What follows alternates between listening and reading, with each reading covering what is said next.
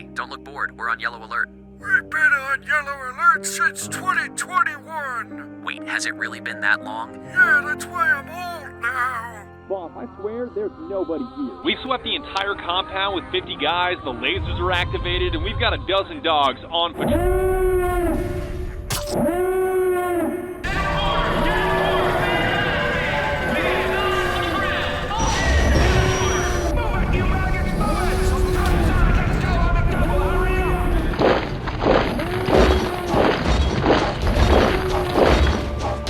TK-873, we can handle this, can't we? Indeed, you young whipper snipper. We're prepared for anything you can throw against us.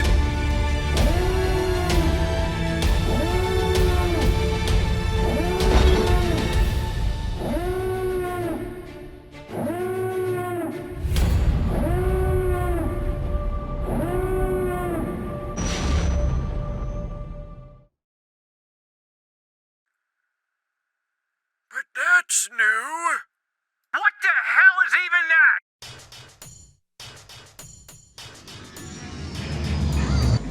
that? Yeah, let's see them try to stop 1,000,000 tons of asteroid.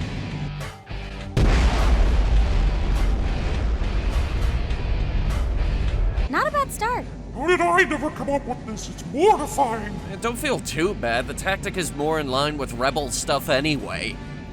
Odin's hammer is simple, inexpensive, destructive, and hard to stop. And now, everybody dies! I just hope there's enough panic for us to get in and grab those plans you were talking about before the asteroid hits. Ugly Suckles coming in! Right. Gunnery team, we have a wing of Ty Bizarro. Mickey, are you gonna get that? Seems like you got this handled anyway. You got the mouse, Rebel Rouser, Hellraiser in chief. Mickey, this is just Romero, your new boss.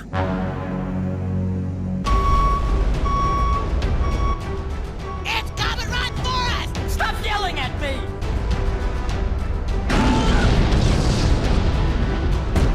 Oh my god! Okay, it's happening! Quick pick up!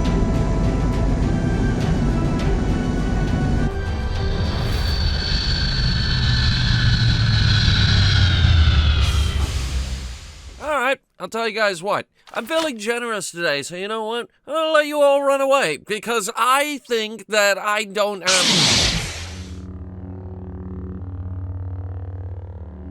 Hey, what are you doing there, pal? Something you would call my sudden but inevitable betrayal, pony boy. What? No, why? We literally reviewed Atlantis together. What motive could you possibly have for this? Brand loyalty, pony boy. DeMero called me. He said he would buy me back off the public domain. And once he does, we've got a super special project cooking up with Kathleen Kennedy. Kathleen Kennedy? But they kicked her out! Well, she's not running Lucasfilm anymore! They want her to finish one final project. Something I believe you're familiar with. You're talking about the Rey Skywalker movie. That is correct, pony boy. It will be glorious. Yeah, gloriously bad. You can't make that movie. It would be brand suicide. Yes, it will be. And once we run the franchise into the ground, we'll sell it off as a massive tax cut.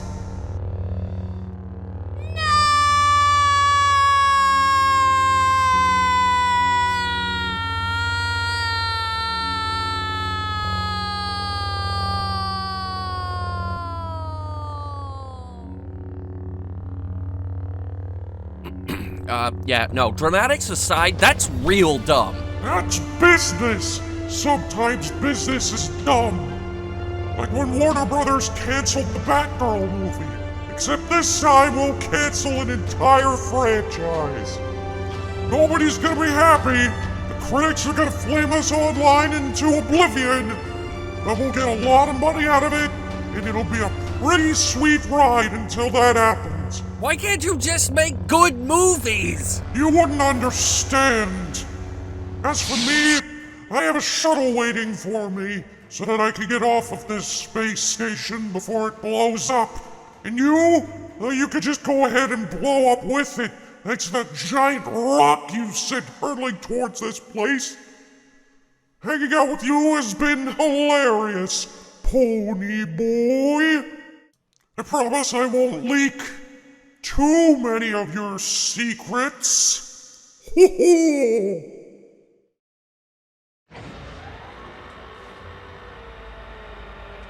Well, now what?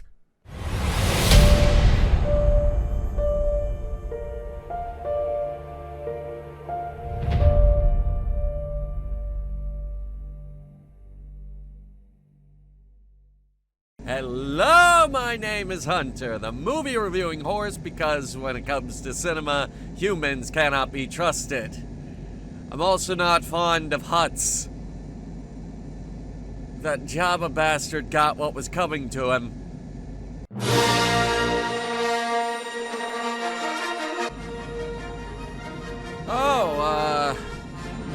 Star Wars.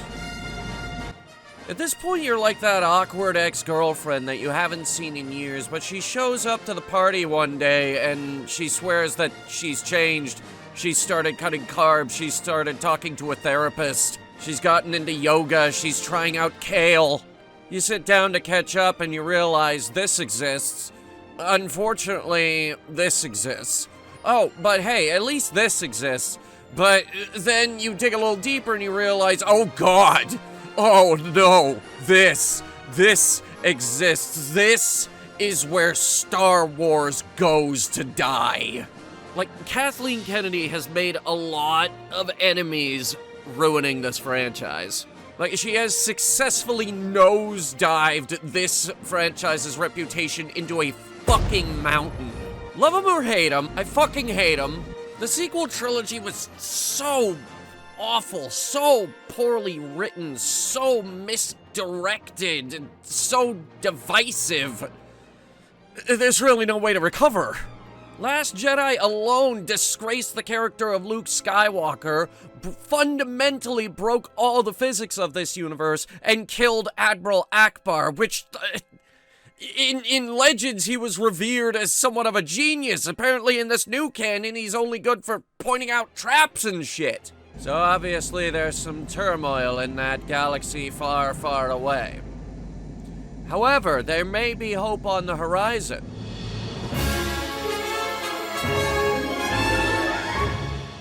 Much has changed since we last reviewed Star Wars. The bitch is out, Dave is in, rumors that they may be decanonizing most of the sequel trilogy, a return to cinemas, a new Starfighter film, no more human sacrifices, no more dogs and cats living together, and no more mass hysteria.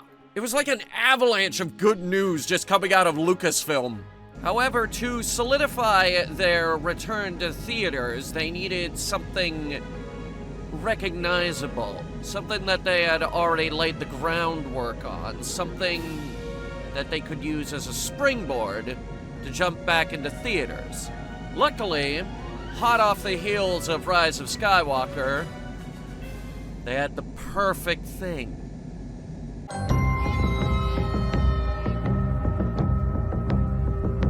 Now, this was a show that kicked ass. Coming in almost immediately after the Rise of Skywalker, Mandalorian was exactly what Star Wars needed at its darkest hour. It was darker, edgier, more violent, more competently written. It felt like it was actually trying to build its own thing instead of building off the legacy of something else.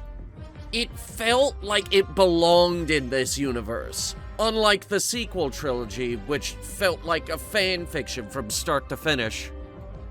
A really poorly written one, at that. This had grit, this had likable characters, this had that little baby Yoda puppet thing, and it actually looked like a little puppet, it was adorable. But what we didn't realize at the time was that this was laying the groundwork to single-handedly save the entire Star Wars franchise and start a sort of new universe within Star Wars. The Mandoverse, as they refer to it sometimes. For example, how do we save our Boba Fett TV show, which everybody hates? Bring in the Mandalorian. How do we establish that we want to make an Ahsoka TV show? Bring in the Mandalorian. How do we sell our streaming service? I think you know the answer. However, I think they've been relying on the Mandalorian a little too much. Now, hear me out, because when Lucasfilm executives were asking, how do we bring Star Wars back to cinemas across the country? I don't think the answer was bring in the Mandalorian. The Mandalorian and Grogu, the long-awaited return of Star Wars to the big screen. Or is it? And I've seen we've gone back to making these movie titles crooked on the poster. We're not off to a great start. Trailers for this started a while ago, but we knew that it was coming ever since, like, I think the end of Mando Season 2. Season 3, I think, was actually supposed to set up the movie.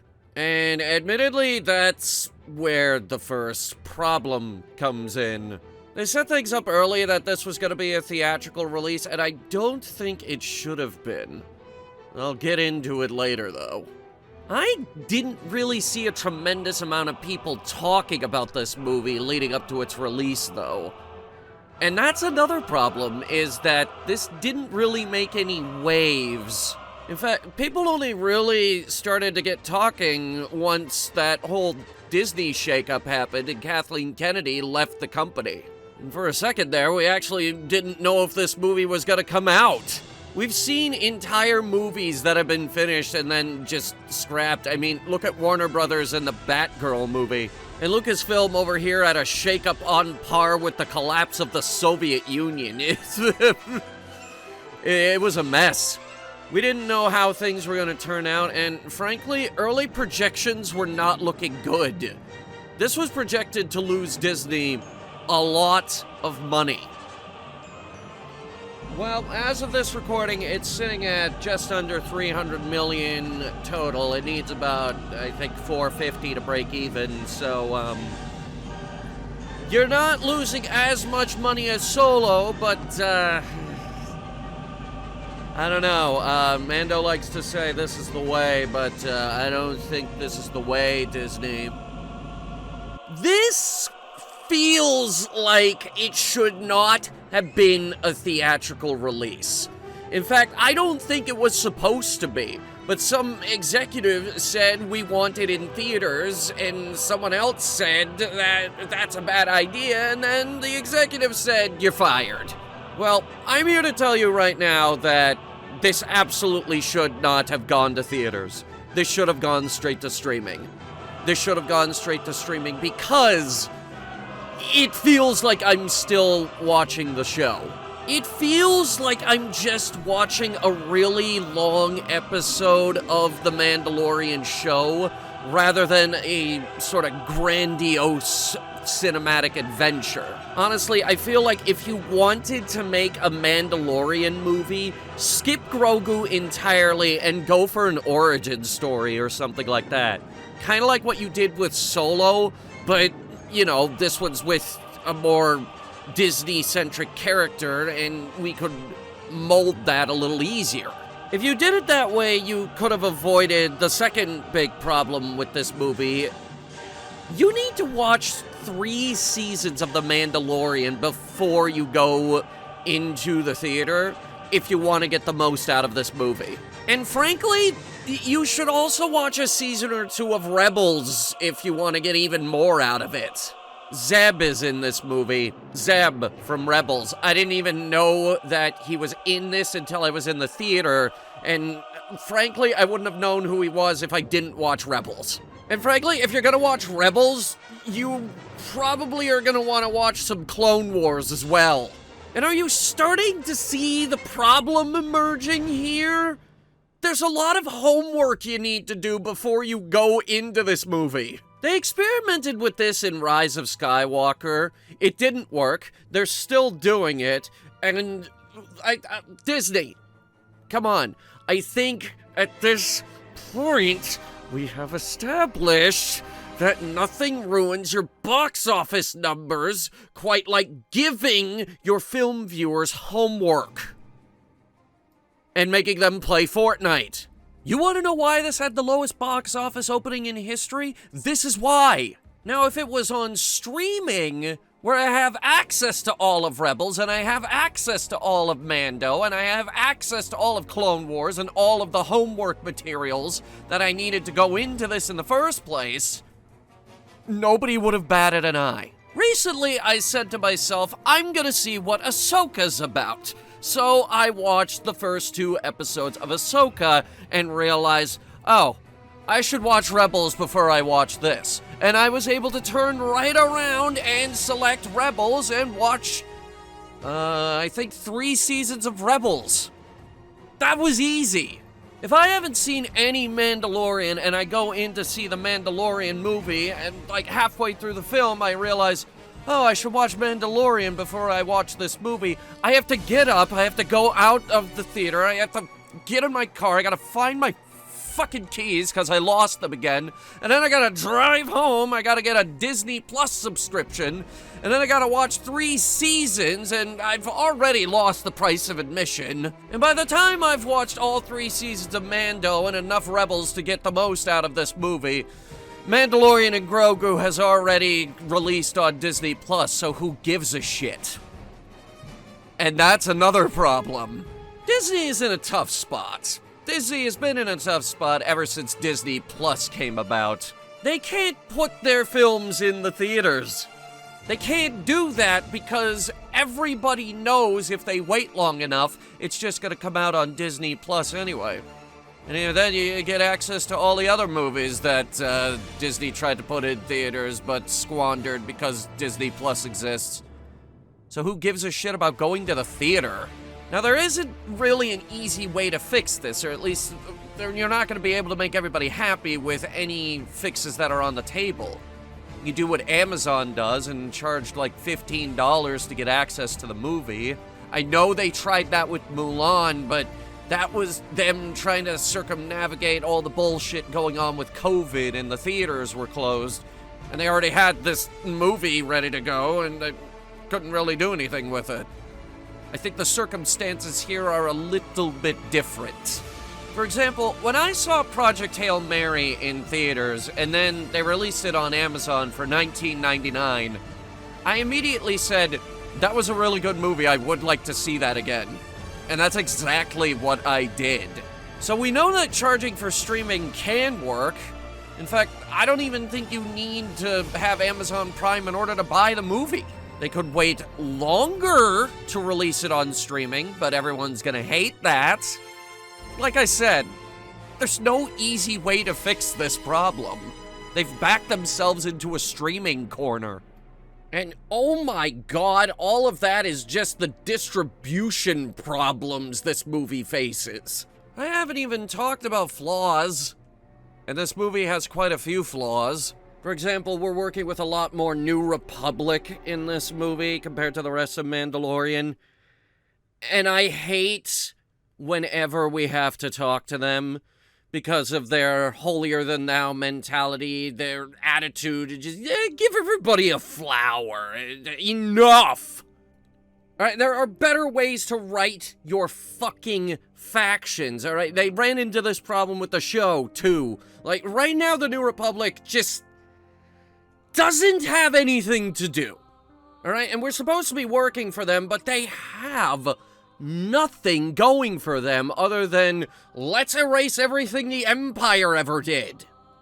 Post-Empire canon right now is an absolute mess because it has absolutely nothing going on. Like, originally, in Legends, the Empire wasn't dead after a year. The war kept going for another 9 years. And even after that, we had all sorts of shit we had to deal with. Yes, Rebuilding that was part of it, but we also had the Thrawn crisis. We had the Imperial Warlord era. We had the Bastion Accords. The Uzong Vong invaded. We had the Dark Empire. There was even a second Galactic Civil War if you wait long enough. Give the New Republic something to do, because right now, Sigourney Weaver, the baddest bitch there ever once was and ever will be, that Sigourney Weaver has nothing to do but hang out at a bar and fly an X-Wing at the end of the movie. This is how you utilize Sigourney Weaver? Pathetic. And some of these characters are pathetic as well. There's a bounty hunter in this movie, and I'd love to tell you the name of this bounty hunter, but I can't, because we never get their name, we never get to see their face, we never get to deal with them. They're a pretty big threat throughout the movie, and then they just leave. We don't get to deal with that. I don't know, maybe they're saving that for the sequel. This is one of the main antagonists in the movie, and we don't learn a single thing about them. We're not even entirely sure if this bounty hunter is in it for the money. So apparently Disney's new tactic, instead of writing compelling characters or strong female characters, is we're just not going to write characters at all. Their music needs a lot of work too. Was anyone really put off by some of the music in this movie? Like, when they go to the big city on that one planet, I don't know, I can't be bothered to remember its name.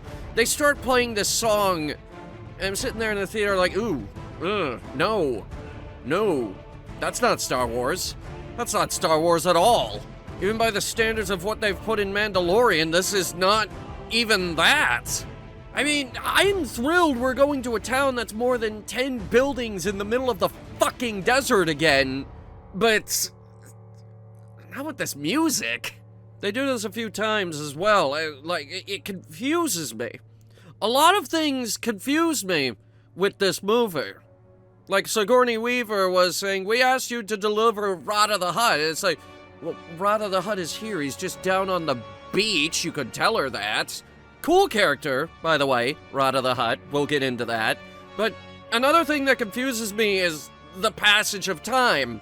It comes back to Rada again. He gets on a ship, and then later in the movie, we see that same ship again, but now it's overgrown and covered in plants and stuff. Like, how long was this here? We've been hanging out with Grogu for the past, 20 minutes of film. How long have we been hanging out with Grogu? Has it been 8 months? My lawn doesn't get overgrown this fast. I don't think Luke Skywalker's X-Wing got this overgrown in Empire Strikes Back. It's just confusing. This movie's confusing. I want to know more, but I also don't want to have to need Wikipedia to figure out the overgrown climate of this planet. And our plotline needs a little bit of work too, because it's kind of a mess. At the beginning of the movie, we established that Mando is going out to hunt down Imperial warlords. Great. Awesome. That's a fantastic setup. Sigourney Weaver hands him, this little card. Is like, this is our big target. We need him. Cool. Awesome. Love it. It's a neat little reference to what they were doing during Operation Iraqi Freedom. They were like, okay, this guy's the ace of spades and all that. You could look this up yourself. This is a good setup. I like it. We're gonna go after this guy. We're gonna hunt him down. We maybe stop the evil plot along the way. It's gonna be a good time. We find that guy less than halfway through the movie. We spend the rest of the movie dealing with Jabba the Hutt's two cousins who never leave their chairs, who are basically like, well, yes, you got your job done, but you didn't do it the way we wanted you to, so now you have to deal with us for the rest of the movie. And our unnamed bounty hunter, who you will never learn the name of, and our army of repurposed battle droids from the Clone Wars, which we will never give you context as to how we got those either. Which, yes, by the way, battle droids. which I am 80% sure they are only using so they can kill as few actual characters as possible, and the rest can be these faceless goons like stormtroopers and droids. Am I the only one getting a little bit tired of this mentality? It's called Star Wars. This is war, and in war, people die. Get over it. Now, to be fair, Jabba's two cousins, oh, they dead as hell. They murder the fuck out of those two. But I don't know. I feel like this movie should have been more violent. Because, like, I've watched enough Mandalorian to realize that they are a very violent people. Considering weapons are part of their religion, we should probably be in tune with that. Now, I'm not saying you need to expose theater goers to the utter horrors of war to the point where we got that 1,000-yard stare and, like, you don't need to go all Hacksaw Ridge on us. But you could stand to take the kid gloves off now and then.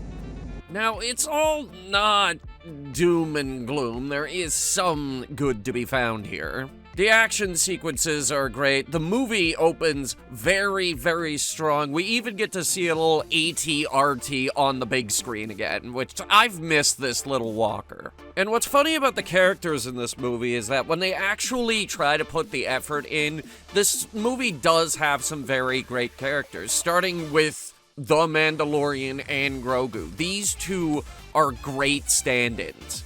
Especially Mando, who just feels like a character who could just pull out gun after gun after gun to the point where we're like, where is he keeping all of this weaponry? Oh my god.